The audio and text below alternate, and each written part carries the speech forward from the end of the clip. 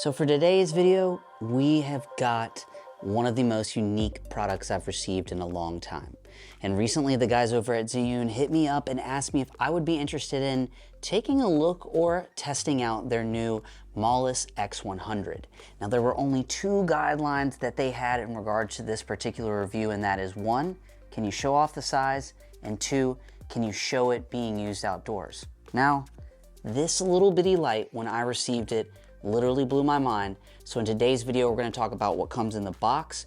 We're gonna take it outside. We're gonna use it indoors, outdoors, and in some unique situations so that you guys can get an understanding of how this ridiculously tiny little light can be used to your advantage. Coming up next. So let's quickly go over what's included in the Zhiyun Molus x100 Pro Kit. We're gonna start out with the packaging. Then we have the light itself. Yes, nice, slick. Plus the battery, battery plus light, light on, light battery. Oh, and we have the reflector, reflector plus battery plus light. And then we're doing a little color temperature, battery without light. We have charger, charger going into light, USB-C, or we even have, ooh, the softbox. Softbox on. Ah, there you go, it looks nice. Then we have the Bowens mount adapter, plus light. We also have the Aperture Mini Dome 2, which is not included. And there you have it. So now that we've gotten a chance to see what comes in the box, this is the first time we are using the Molus x100. Now particularly we're using that Bowens mount adapter, and we're using that miniature aperture dome light to get that soft look. Now we are currently only at 20%, which is one thing that's really impressive about this light, is the amount of brightness coming out of this light, it being so small. So now let's move into an example where I use the light for a podcast situation. Each week I shoot a local podcast, and one thing that I've been kind of lacking is the ability to bring in some more light. Now we do have the light that comes from the room, but bringing in the Molus 100 really helped me actually bring the whole, I guess you could say, studio environment to life. Now you guys are giving an example right here where you can see both Eric and the guest, and this is just a behind the scenes look of how that light will make this particular environment pop just a little bit more than when you're using just the house lighting. So for this portion of the video, one thing that Zhiyun had hit me up and asked is if I could test this thing outside. All right. So if we're wondering what this light would look like, we've got it. So many of us are pretty aware that the iPhones stink when it comes to the actual being out at night. But we've got the Zhiyun, we've got the box going at roughly about 50% here. Let's show you guys. Are we at 50? We're at 50%, 5,000 Kelvin out in the snow. If this was a light that you needed to kind of go on the fly, on the go, you guys are getting an opportunity to see what it would look like. And there we have it. You can see a car coming by, and you can see just from a distance back here of how bright it is. But I can't handle this anymore, so I gotta get out of here. Boom. So at this point, we've got an opportunity to not only take a look at the Zhiyun light, we have used it in a studio space. We've used it in a corporate environment. And I just thought for this section, we would use it in a hotel room, and we would call this portion the Hotel Practical Light Test. So we do have the Zhiyun Molus 100 right behind or off camera a little bit, and we've got it bouncing onto the hotel wall and obviously hitting this portion of the face. But if you're wondering, we're actually operating the Zhiyun currently with the app. We're at about 50%, 4900 Kelvin. Let's do a little bit of a test here. And to start it, let's just go ahead and kill the actual Zhiyun. Now I'm gonna turn that key light back on to 50%. I'm gonna say let's go ahead and go to 75% point, and I'm looking up at the monitor. Looks pretty nice, probably a little bit of a different visual than you guys are seeing. Once again, battery powered only with the Zhiyun Molus x100, and let's go ahead and do what we all need to do, and that's go 100%, bouncing off that wall. And yeah, I don't know. This is the practical test in regards to, we're going to go from 100 to nothing. There you have it. And then we're going to go back on to 100%. So one test that I really wanted to do was seeing how long this battery would last on the actual Molus x100 at 50%. Now, as you guys are seeing, we have it with the softbox. We've got the timer running. This gives you a quick little example of like how long this little battery can last in regards to 50% with the softbox, letting it rip. All right, so we officially made it to 57 minutes. Battery's dead. We were running at 50% with the softbox. So didn't make it a full hour. 57 minutes. Pretty impressive though with this little bitty battery at 50%.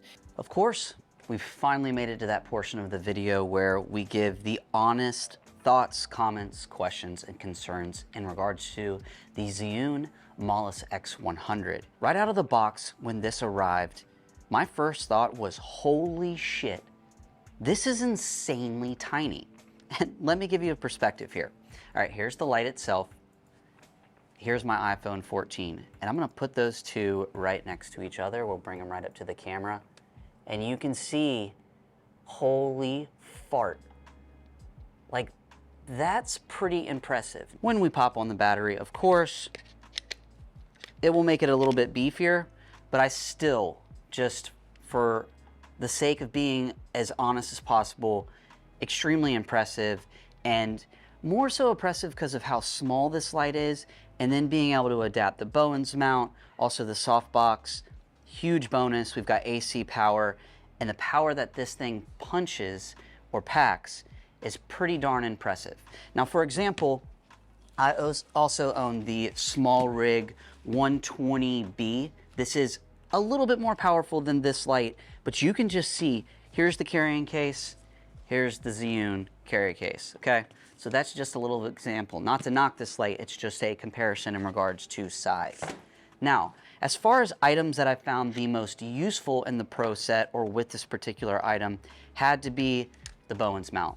This, hands down, I think, to me, and I'm still learning what's the most efficient way of doing it, this was the most unique item that I thought came with the Pro package. This just unlocked all my other softboxes that I already owned, so that was a huge bonus. And then we had the light stand mount, so that made it super easy. I will jump to something that I didn't really like that came with this, and that is going to be just our little like traditional reflector. It's definitely useful, but I found of the items that came in the packaging, this was the one that I used the least, but I understand if you don't get the Pro and you get this, this is still an item that's gonna help. It just didn't soften the light that much. Now, it controlled it more and it made it pretty darn bright, but just that's my opinion with that. Nothing wrong with the item. I like its size, everything it fits in there. So that's just personal feedback. Now, item that I was thoroughly impressed with had to be the softbox. And here we go. It is spring loaded, so you have this and this right here, and we're just going to pull it like that, and that's it for that, okay? And if you need to break it down, you just twist, and then there you have it. Now, it also came with this guy right here, which is nice as well, just to soften that light. But I did find the softbox was a unique, the design was impressive on this. And then, as mentioned, I'm still getting used to the workflow, but boom, there you go. I mean, come on now. That is just redunk. And as mentioned, if we want to deactivate it, we just hit that, spring loaded, there you go. And then to get it off of our light. Now this is nice too, because it is super easy to fit in a bag. Now it does not go in the box, but just an understanding of the softbox, I found it to be very useful. Now as far as the spread of the light, for this little thing, fantastic job. If we're comparing it to one of my domes, not a fair comparison because of size, but for size, really nice and gives you more control of the light. Now, one other thing that I thought was pretty cool, we're going to talk about battery. You guys saw where the battery life was roughly about an hour at 50% with this, with the dome, and I want to say we were at 5,000 or 4,500 Kelvin. Now, you can actually, through USB-C cord that they give you, you can run your power like so. We'll come to the bottom here, and that will allow you, I'll go ahead and power it up. that will allow you up to 30% power. Don't want to blind the camera in regards to that setup. And that's just going to make it a little bit easier, more compact. One thing I did find in regards to the mounting brackets on the bottom of the light, for a lot of my light stands, they do work, but if they're a little bit of a pro version of a light stand, you're going to need some kind of like ball head mount to go from this onto a light stand. Not a big concern for most people, just wanted to put it on your radar. And then, of course, I found this kind of funny. You can definitely go AC power, but look how big that is. So here's your AC power, which look, that's pretty traditional. It's just funny, once again, highlighting how small the light is. But use that for more longer shoots. And you guys even saw where we used the light in the corporate environment with the Bowens mount, with the softbox, with battery power. I want to say we were at like 25–30% and had no issues at all. So let's address the fan. I mentioned that the fan did kick on when we were doing our kind of power test, how long the battery would last. I never found the fan to be very distracting at all unless I got incredibly close to it. And I even tried to do a microphone test where I took my DJI mic and put it right up on there.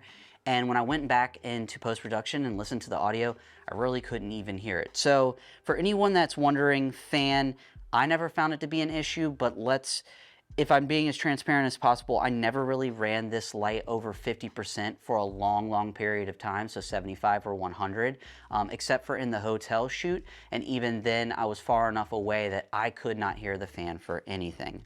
Now, at this point, you're wondering, is this an item that you would want in your camera bag? I'm going to give it a perspective as a solo videographer, cinematographer. That's kind of how I roll. I will say when traveling recently with this light up to Michigan to some local shoots, it really did come in handy because with literally just putting our little rubber knob on there, all we need is our battery, we need the light, and some form of a softbox option. This can fit in a backpack, for instance.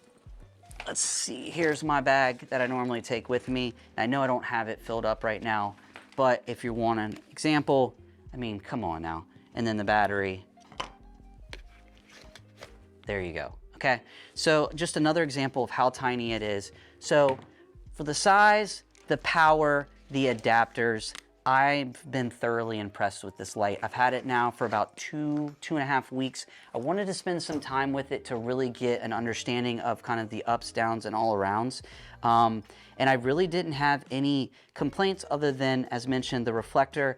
And then last but not least, to charge this battery takes for freaking ever. And that would probably be the biggest knock I would have. I would say when I ran it completely down for the power test, it took several hours to power back up. But once again, the amount of power it packs and how much time I can run this with this battery solo is just a huge bonus. And I will say, one thing I like, and I will be using this for, is that I film a lot of events, and a lot of times, let's just say performers, I need like a spotlight on them to bring them to life at night because they're usually backlit, but they don't have anything from the front. And so this will be something that I could put on a light stand, go really high up, put a small sandbag at the bottom of that light stand and not have to worry about this light because of how lightweight it is. So that's a huge bonus for this light. And I just think for someone in 2024, highly consider a light like this. With temperature control, you've got dim control, we have the ability through the app to control the light. It packs everything that I need for what I would consider a big boy light would bring to the table, and with a lot of power for the vast majority of us. Now, if you show up to a full-blown Apple video shoot or maybe a Google shoot with just this, they might think you're a little bit crazy, but they might actually be impressed with the amount of power you get out of it and how tiny it is in the spaces that you could put it. So Zhiyun with the Molus x100, I think they absolutely crushed it. And I wanted to give that disclaimer. They did send me this item. I did not have to give good feedback or bad feedback. It was all up to me, and I wanted to focus in on size, power, and what you can do with this light. But hey guys, it's Trey Lowell with Lowell Productions. As always, if you like this video, go ahead and hit that like button. If you like the content I keep creating here on the channel, go ahead and hit that subscribe button. And if you're interested in this light, there'll be a link below where you could pick one up. All right guys, peace.